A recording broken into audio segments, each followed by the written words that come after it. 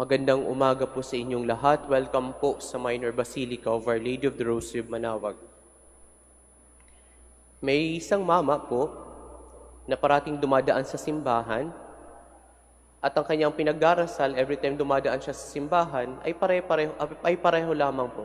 Mayroon siyang isang nobinaryo at doon yung kanyang pinagdarasal. Every time na dadaan siya sa simbahan, yung nobinaryo yun ang kanyang dinarasal. One day, nakalimutan niya po yung nobinaryo. So, pagdating niya sa simbahan, hindi niya alam ang kanyang sasabihin.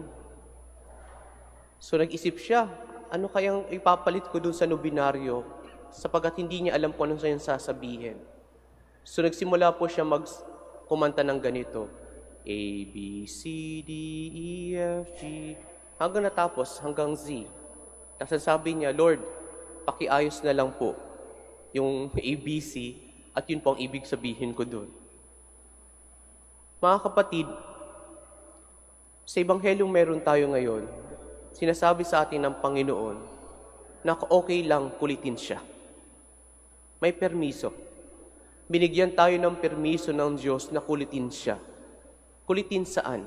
Sa pagdarasal. Hindi pwede tayong sumobra-sobra sa pagdarasal.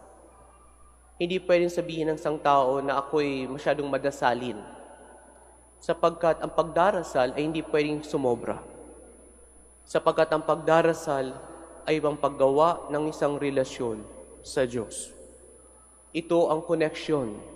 Kaya nga kung babalikan natin yung kwentong sinabi ko, kahit hindi alam nung lalaki kung anong kanyang sasabihin, kahit letters lang of alphabet ang kanyang sinabi, maganda yung kanyang sinabi at the end, Lord, pakiayos na lang ng mga salita at ikaw nang bahala sa panalangin ko. Sapagkat sa pagdarasal, sabi ko nga po, it is about creating a relationship with God. It's a very personal thing that we have. And the Lord encourages us to stay focused in our prayers. Hindi niya sinabi na wag niyo akong kulitin. Pag hindi ko ibinigay sa inyo, wag niyo akong kulitin. Kung tumatagal yung pagsagot ko sa inyo, wag niyo akong kulitin. Hindi. Ang sabi ng Panginoon dito, matuto tayo doon sa sinabi ng unjust judge, ang sabi niya. Sapagkat maaring dishonest siya, pagbibigyan niya. Sapagkat malalong na, sabi niya, lalong-lalo na ako, lalo na ng Diyos, will He not grant the prayers of those people who ask help from Him. Kaya nga siguro mga kapatid, ito yung isang pinakamagandang pagnilayan natin sa araw na ito. Dumarating ba sa punto na napapagod kang magdasal? Dumarating ba sa punto na kine-question mo ang iyong pinagdarasal? Dumarating ba sa punto na ayaw mo nang magdasal? Ang sabi sa iyo ng Panginoon sa araw na ito, huwag. Huwag kang tumigil. Huwag kang magpapigil. At higit sa lahat, huwag kang maghihinto sa pagtawag sa Kanya.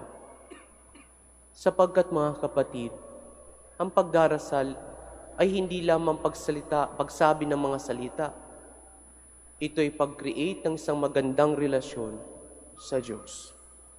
Kaya nga siguro sa bawat isa sa atin dito, nawa yung pagdarasal natin ay magkaroon ng mas malalim na kahulugan sa bawat salitang sinasabi natin sa ating pagdarasal, sana mas may malalim na kahulugan. Sa bawat pagluhod natin, pagsambit natin ng rosaryo, sana mas may malalim na kahulugan. Hindi lang paghingi, kundi ito'y pag-create ng relationship with God.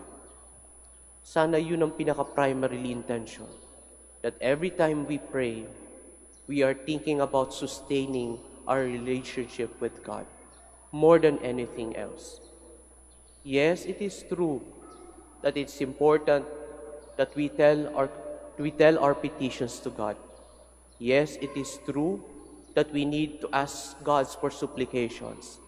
But more than that, we need to create a relationship with God and sustain that relationship.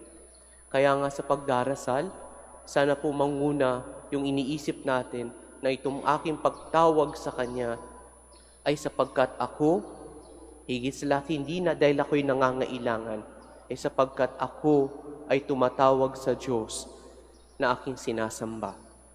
Hindi tayo pwedeng sumobra sa pagdarasal, sapagkat hindi pwedeng sumobra ang pakikipag-usap sa minamahal. Amen.